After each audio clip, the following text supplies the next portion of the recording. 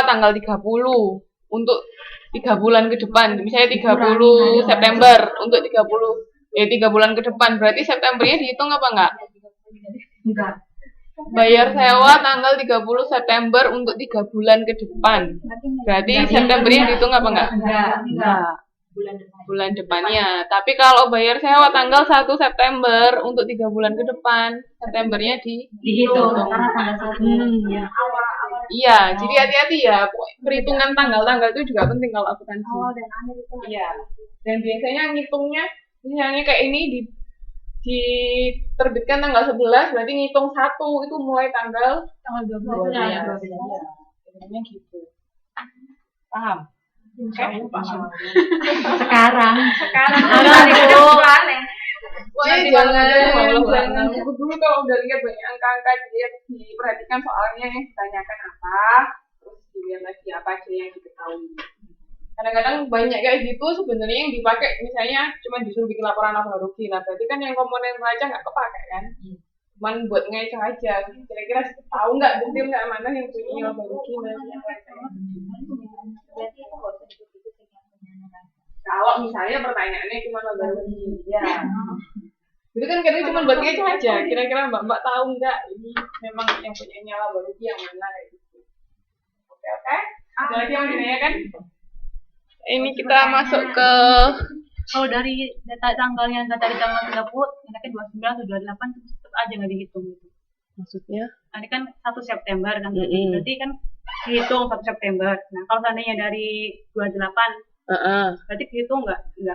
Biasanya kalau soal kayak gitu itu nanti yang memerlukan per hari hitungannya kayak per hari. Iya. Jadi kayak penyesuaian. Iya, biasanya gitu. Tapi kalau untuk kayak secara general untuk 1 bulan, 2 bulan biasanya akhir bulan atau pertengahan bulan biasanya jadi kayak tinggal 20 tetap dihitung, Mbak. Biasanya ngitungnya 30 harian kalau memang kayak gitu. Jadi misalnya 28 sampai 28 bulan depannya.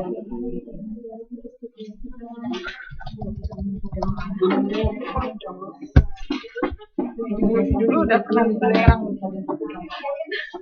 Ada lagi yang mau ditanyakan? Kalau nggak ada kita bahas modul 6 ya. Modul 6 ini tentang perusahaan persekutuan. Ada yang tahu perusahaan persekutuan itu apa enggak? Gabungan antara dua perusahaan. Ya. Gabungan antara dua perusahaan itu Mas. Persekutuan apa?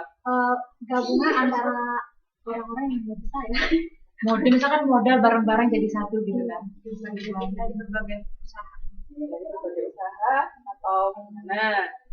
Misalkan ya membuat satu usaha. Modalnya tuh berdua atau bertiga. Misalkan jadi pemiliknya lebih dari satu perusahaan persekutuan. Tapi kalau dua usaha digabung itu namanya merger. Beda loh ya. Kan itu kan dua usaha yang sudah ada dijadikan satu. Kalau persekutuan enggak. Persekutuan dari awal ketika mendirikan itu pemiliknya lebih dari satu. Itu persekutuan. Ini jangka waktunya terbatas, tanggung jawab tidak terbatas, memiliki data bersama karena kan pemilihan dari satu. Terus ini partisipasi dalam pembagian data sama persetujuan. Biasanya kalau di soal nggak ada pembagian proporsi pembagian laba berapa banding berapa, itu biasanya dibagi rata. Atau kalau misalnya ketahuan modalnya berapa, berarti dibagi berdasarkan modal yang disetor. Kadang misalnya yang si A nyetor 1 juta, si B nyetor 2 juta. Nah, berarti kan proporsinya beda nanti pembagian labanya. Kadang juga bisa dibagi sama rata. Jadi tergantung perjanjian awal ketika mendirikan perusahaan persekutuan itu gimana. Terus kenapa kok jangka waktunya yang terbatas? Andai kata mereka mau bubar itu sudah selesai. Terus tanggung jawabnya tidak terbatas untuk pemiliknya. Jadi kalau ada rugi atau apa semua yang tanggung si pendiri yang mendirikan perusahaan. Kalau misal belum sampai jangka waktunya, terus mengundurkan diri sudah apa? Terus yang dua juga, sama yang lain juga bubar gitu. Nggak mesti, tergantung. Dia mau mengundurkan diri sendiri atau bisa dibubar. Ya bisa diganti. Nanti kita bahas kok. Ada cara perhitungannya kalau misalnya satu keluar satu masuk kayak gimana. Jadi kayak seperti persekutuan bebas gitu ya. Kalau seandainya mau nggak harus kita lakukan perjanjian Iya, biasanya sih kan ngiket sekutunya kan melalui perjanjian dari awal gitu. Maksudnya ya walaupun misalnya Mbak Satini sama Mbak Rica ini temenan, tapi kan tetap kalau untuk urusan misalnya mendirikan perusahaan kan harus profesional.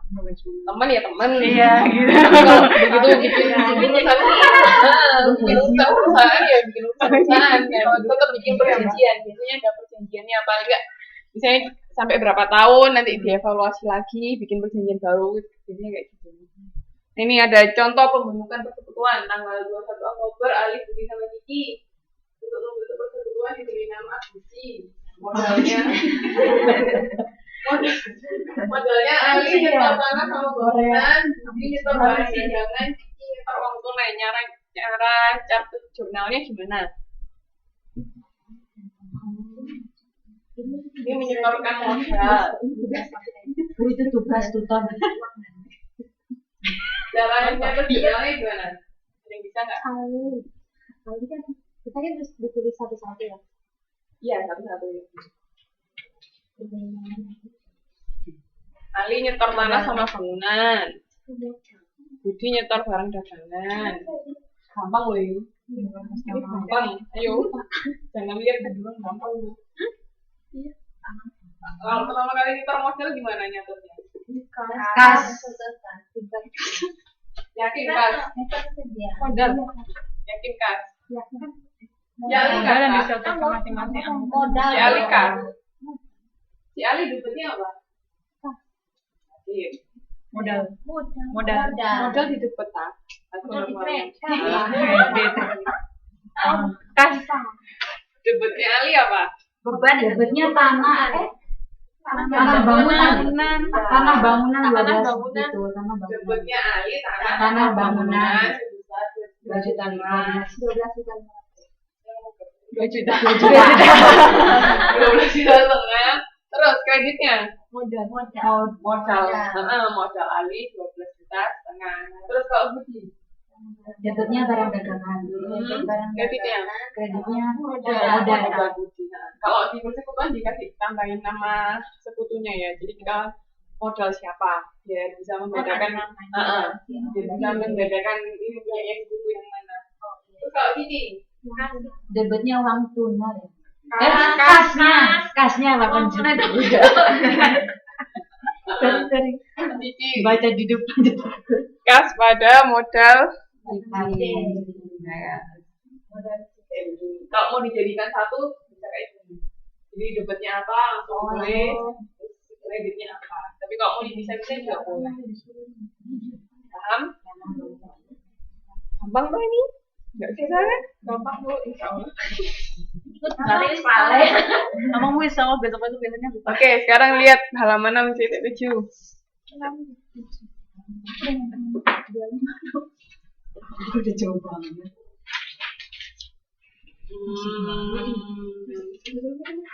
Ini pembentukan.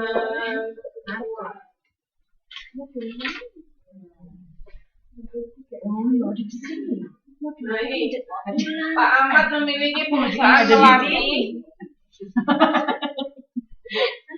Sepakat untuk menerima Pak Hasan sebagai sekutu usahanya. Sebagai perusahaan, jadi Pak Ahmad itu sudah punya perusahaan melati. Terus si Pak Hasan dia mau gabung jadi sekutunya Pak Ahmad. Nah ini neracanya di halaman 6.7 ini neraca awalnya perusahaan melati.